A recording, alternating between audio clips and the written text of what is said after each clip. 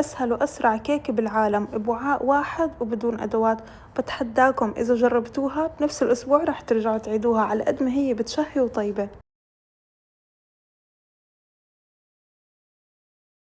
جيبي وعاء حطي فيه الطحين والسكر والكاكاو والبيكنج باودر والبيكنج صودا، وقلبيهم هيك كتير منيح مع بعض. فوقيهم بنحط بيضتين وأكيد الفانيلا، الزيت والحليب واللبن يعني الزبادي.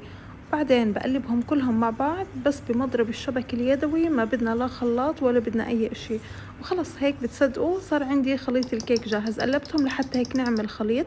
هلا عندي هون كوب من قطع الشوكولاتة مع معلقة صغيرة من الطحين، بقلبهم كتير منيح وبحطهم على الكيك، وبعدين بسباتولا أو معلقة بقلبهم. وخلص هيك عندي صار الكيك جاهز. شوفوا ما أحلى قوامه ما شاء الله. جهزت القالب اللي بدي أخبزه فيه وسكبته بالقالب، بطرقه هيك طرقتين، بدخله على الفرن درجة حرارة 180 40 دقيقة. هيك جهز عندي. قلبته وهو فورا سخن بحط عليه حبيبات الشوكولاتة. شوفوا كيف الشوكولاتة رح تلزق فيه لأنه الكيك سخن، فالشوكولاتة فورا رح تلزق.